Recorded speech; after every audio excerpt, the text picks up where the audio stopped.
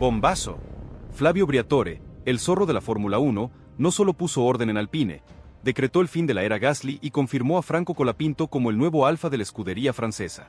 La reunión secreta en México no fue una simple charla de equipo. Fue una ejecución corporativa orquestada por Briatore para purgar la ineficiencia y sentar las bases de un proyecto 2026 que ya no cuenta con Pierre Gasly como pilar central. El spoiler es demoledor. La consistencia de Colapinto no es solo mejor que la de Gasly. Es la excusa perfecta para que Alpine active una cláusula de rendimiento y libere a Gasly para que negocie su inminente pase a Audi, permitiendo a Briatore buscar a un verdadero campeón mundial. ¿Será Colapinto el nuevo Alonso, capaz de liderar un equipo desde la nada? ¿O es Gasly la víctima de un rasgate político montado por el propio Briatore para limpiar el garaje? Prepárense para la verdad oculta detrás del motorhome de Enstone. Comenten si creen que Gasly terminará en Audi. Denle me gusta si esta es la noticia más grande de la temporada y suscríbanse para no perderse el desenlace de esta guerra interna. El Paddock de México, siempre un hervidero de rumores y alta tensión, explotó con una noticia que pocos se atrevieron a contar. Flavio Briatore, el director ejecutivo, el hombre que mueve los hilos de Renault en la sombra y que tiene la autoridad inconfundible de quien ha ganado campeonatos con Michael Schumacher y Fernando Alonso, tuvo una cumbre privada con sus dos pilotos, Pierre Gasly y Franco Colapinto. Esta reunión, en el corazón mismo del Autódromo Hermanos Rodríguez, no fue una simple charla motivacional. Fue un ajuste de cuentas. Lo que se ventiló en esa sala se mantendrá sellado por los acuerdos de confidencialidad más estrictos de la Fórmula 1, pero lo que trascendió fue un terremoto que sacudió los cimientos del equipo. Briatore, con la firmeza que lo caracteriza, supuestamente dejó un mensaje innegable a Gasly. Franco Colapinto merece ser beneficiado, y de ahora en adelante, la meritocracia de la consistencia gobernará en Alpine. La razón era irrefutable y técnica: la regularidad del argentino, su capacidad para exprimir un coche notoriamente difícil incluso en las condiciones más adversas, era el factor que la cúpula de Renault había estado esperando para tomar una decisión radical sobre el futuro de su alineación. El mensaje, proveniente de la voz más poderosa de la escudería, llegó en el momento justo, después de una crisis que había puesto a Alpine bajo el microscopio de todo el mundo del automovilismo. La crisis, por supuesto, tenía nombre y apellido: Austin. En el Gran Premio de Estados Unidos, Colapinto había desobedecido una orden de equipo. ¿Recuerdan esa maniobra? Era un momento clave. El argentino, rodando fuera de los puntos, desafió la instrucción de mantener posiciones para adelantar a Gasly en las últimas vueltas. Fue un movimiento osado, con un riesgo profesional enorme. Aquella desobediencia no solo desató una crisis mediática, puso la luz sobre la dudosa estrategia de Alpine. ¿Por qué dar una orden de congelar posiciones cuando ambos monoplazas estaban fuera del top 10 y no había riesgo de perder un punto? ¿Estaba Gasly siendo protegido de facto, independientemente de su rendimiento real en pista? Las preguntas eran incómodas y la escudería no podía seguir evadiéndolas. Briatore, que nunca se ha escondido ante la presión, decidió que la diplomacia había terminado. La respuesta no vino en un comunicado de prensa vacío, sino en una conversación directa, cara a cara, donde los hechos, la telemetría y el rendimiento de los neumáticos eran los únicos jueces. Franco Colapinto llegó a esa reunión sabiendo que su carrera en la Fórmula 1 estaba pendiendo de un hilo. No era solo su relación con Gasly, era su reputación, su credibilidad y su futuro en el proyecto de Renault lo que estaba en juego. Había sido etiquetado como el rebelde, el piloto que no respeta la autoridad, pero esa etiqueta venía acompañada de la defensa apasionada de miles de fanáticos y analistas que reconocían la superioridad deportiva de su decisión en Austin. Colapinto se había jugado todo. Había sido, en efecto, más rápido que Gasly, había demostrado una capacidad de análisis táctico en tiempo real, evitando que el equipo perdiera posiciones ante un rival que venía rápido, y había protegido, aunque fuera con desobediencia, la imagen de rendimiento puro del equipo. Pero en la F1, la razón técnica no siempre es suficiente para vencer a la jerarquía y al contrato. El argentino necesitaba el respaldo del poder real, y ese poder tenía un solo nombre: Flavio Briatore. Gasly, por su parte, entró en la sala con una mezcla de frustración profesional y una defensa natural de su estatus. El francés, con la victoria en Monza 2020 en su currículum y años de trayectoria en la categoría, sintió que el adelantamiento de Austin fue una falta de respeto a su posición y a las estructuras que rigen el trabajo en equipo. Gasly había visto, semana tras semana, cómo Colapinto igualaba y a menudo superaba sus tiempos. En las últimas 6 clasificaciones, el rookie lo había vencido en 4. En carrera, el balance era de empate técnico, pero la progresión del argentino era exponencial. Colapinto estaba ganando confianza, adaptándose al monoplaza a una velocidad vertiginosa, y eso ponía a Gasly en una posición incómoda. Cuando un piloto joven te eclipsa con el mismo material, las preguntas se dirigen inevitablemente hacia el veterano. Gasly lo sabía. Briatore no perdió el tiempo en formalismos. El italiano, según fuentes cercanas, fue directo y cortante. Había analizado el registro de datos, había revisado las telemetrías completas de las últimas carreras y su conclusión era inapelable. Franco Colapinto estaba siendo más regular, más consistente y más efectivo que Gasly. No era una cuestión de simpatía o favoritismo, era una cuestión de números, de rendimiento medible bajo presión. Briatore, un empresario que construyó imperios deportivos, no toma decisiones basadas en emociones, las toma basadas en resultados y en la maximización del activo. Y en ese momento, Colapinto era el activo de mayor crecimiento.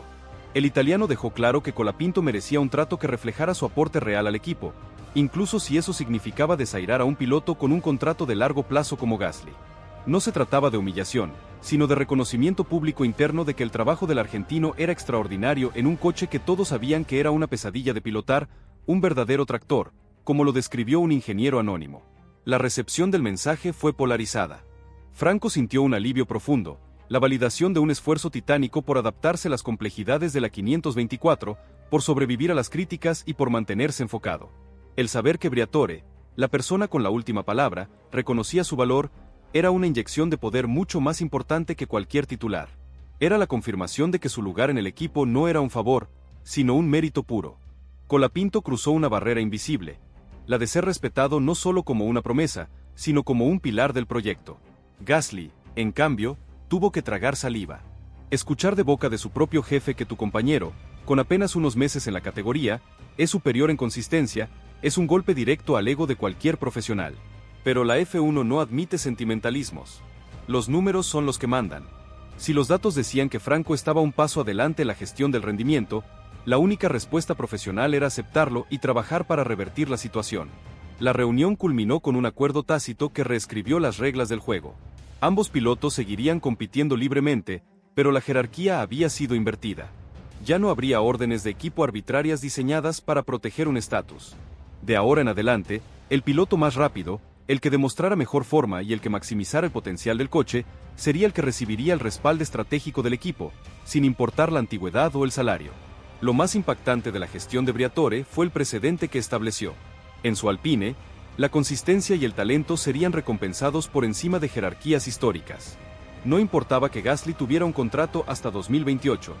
Lo que importaba era quien entregaba resultados hoy. Y en ese aspecto, Colapinto estaba siendo implacable, demostrando una mentalidad de ganador, incluso cuando el monoplaza apenas daba para luchar por los últimos puntos. Cada sesión de clasificación, cada tanda de entrenamientos, cada vuelta rápida se convertían en una prueba de que el argentino había llegado para competir al más alto nivel. La implicación de esta reunión trascendía el mero ordenamiento de jerarquías internas. Briatore estaba sentando las bases de una purga interna. En Stone, la sede histórica de Alpine/Renault, es conocida por su politiquería y su resistencia al cambio. La gerencia anterior había fallado en crear un coche competitivo, y el A524 era el resultado de una ingeniería conservadora y de la incapacidad de la antigua cúpula técnica para adaptarse a las exigencias del ground effect y el porpoising. Al respaldar públicamente a Colapinto, Briatore no solo empoderaba al piloto, sino que enviaba un mensaje a todos los ingenieros y estrategas: la era de la mediocridad había terminado. Si Colapinto, el rookie, podía ser consistente con un coche malo, ¿por qué los ingenieros veteranos no podían diseñar un monoplaza que lo fuera? El mensaje era un ultimátum: alineación o despido. Esta presión es exactamente lo que Briatore usó en sus épocas doradas con Benetton y Renault, creando una cultura donde el rendimiento extremo era la única moneda de cambio.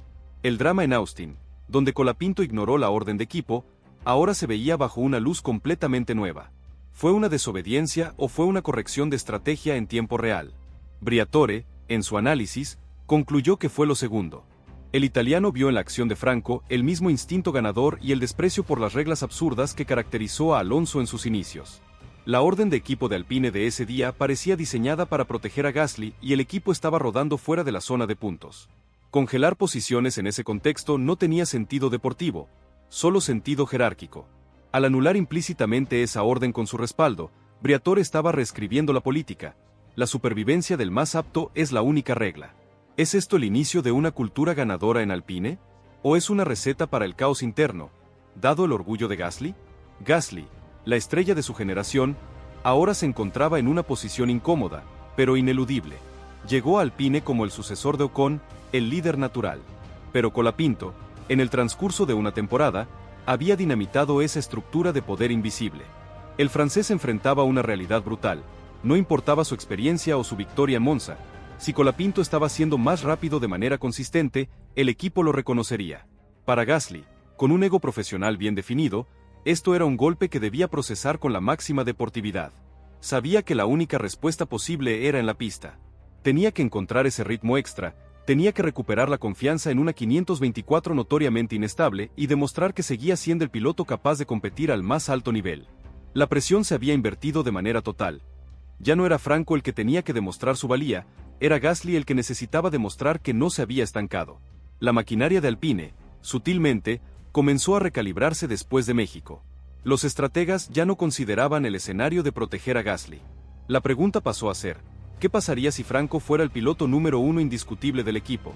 La reasignación de recursos y el balance técnico se inclinaron hacia Colapinto.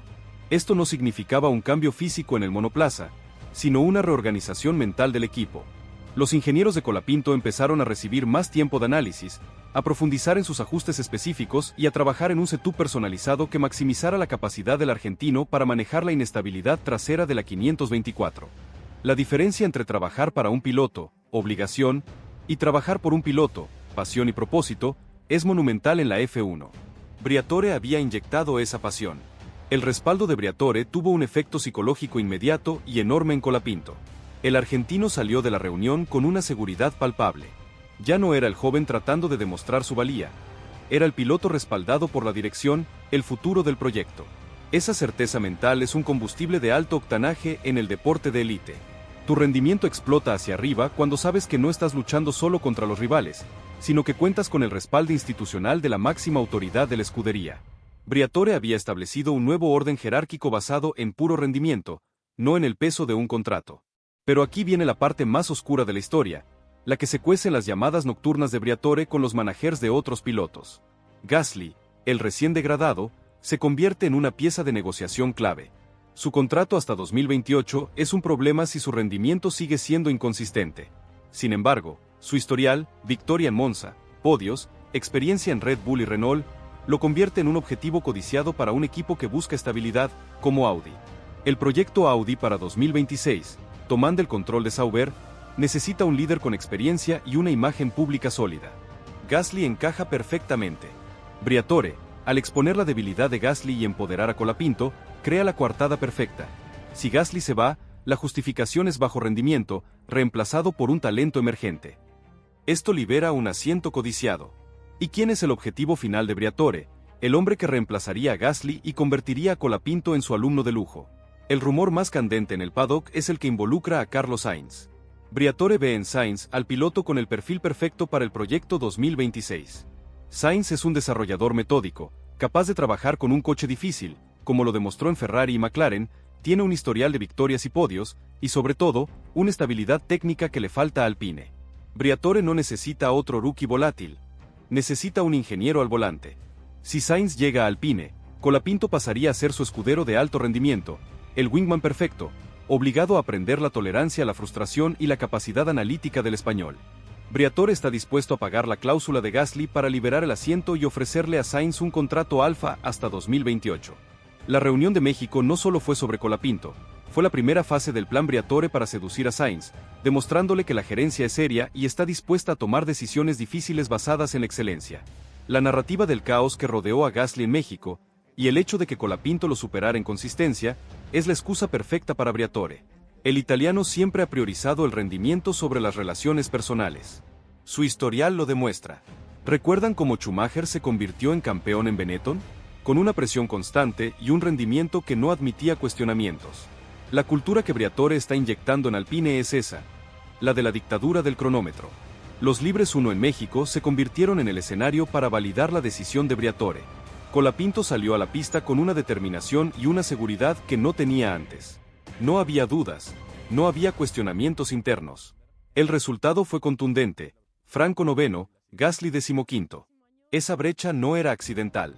Era la prueba de que el argentino estaba compitiendo a un nivel superior, con una gestión de neumáticos impecable y una fluidez en el manejo que Gasly no pudo replicar.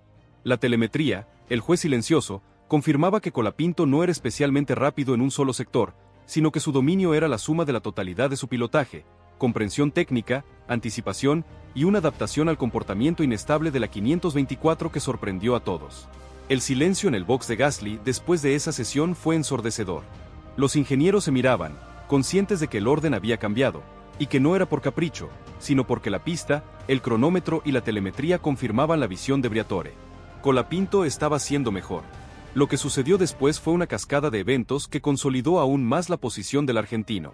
Los ingenieros de Alpine comenzaron a dedicarle más tiempo a Franco, a crear un setup personalizado que maximizara el potencial de su conducción. Esto es un cambio monumental, la diferencia entre una obligación de contrato y una convicción de talento. El mensaje de Briatore a Gasly en esa sala fue más que una simple reprimenda. Fue la evaluación final de su desempeño como líder de facto. Gasly había llegado como la estrella, pero Colapinto, con una progresión meteórica, había demolido esa estructura de poder. Para un equipo que busca salir del fondo de la parrilla y volver a luchar por podios, la inyección de energía y la mentalidad de Colapinto eran invaluables. La FIA, siempre atenta a las dinámicas de equipo, también había observado la situación de Austin. La regla no escrita en la F1 es clara: si no estás luchando por puntos o por un campeonato, las órdenes de equipo que penalizan el rendimiento son mal vistas por el público y los promotores. Al respaldar a Colapinto, Briatore se alineaba con la filosofía del espectáculo y la meritocracia deportiva, ganándose el aplauso tácito de los organizadores y los fanáticos. La F1 es un negocio de entretenimiento, y el drama de un rookie desafiando al veterano es oro puro. Briatore lo entendió. La presión sobre Gasly ahora era inmensa. Tenía que encontrar ese ritmo extra, recuperar la confianza en el coche y demostrar que no había quedado atrás. El francés es un competidor nato, pero la realidad era dura. La única forma de responder a Briatore era en la pista, superando la consistencia de Colapinto. La siguiente carrera, el Gran Premio de Brasil en Interlagos, se convertía en un duelo directo entre los dos pilotos. Brasil, un circuito corto y exigente, donde la aerodinámica y la tracción son cruciales, sería el juicio final para Gasly. ¿Podría el francés, con su orgullo herido, encontrar la magia para superar al rookie? Mientras tanto, los rumores sobre la llegada de Carlos Sainz a Alpine se intensificaban. El español, con un futuro incierto, era el objeto de deseo de Briatore. La posibilidad de tener un tándem Sainz-Colapinto era un sueño para el equipo francés. Sainz aportaría la experiencia, la calma y la capacidad de desarrollo; Colapinto, la juventud, la agresividad y el hambre de victoria. Esta alineación sería la más joven y prometedora de la parrilla y representaría la refundación total del proyecto Renault. Briatore, con la mente puesta en el cambio reglamentario de 2026 y los nuevos motores, necesita una pareja que no solo rinde la pista, sino que también guíe el desarrollo técnico de la nueva unidad de potencia. Sainz y Colapinto son esa pareja. La reunión de México no fue el final de la historia, fue el inicio de la reestructuración. Briatore no solo puso orden, identificó al líder, Colapinto, y al activo negociable, Gasly.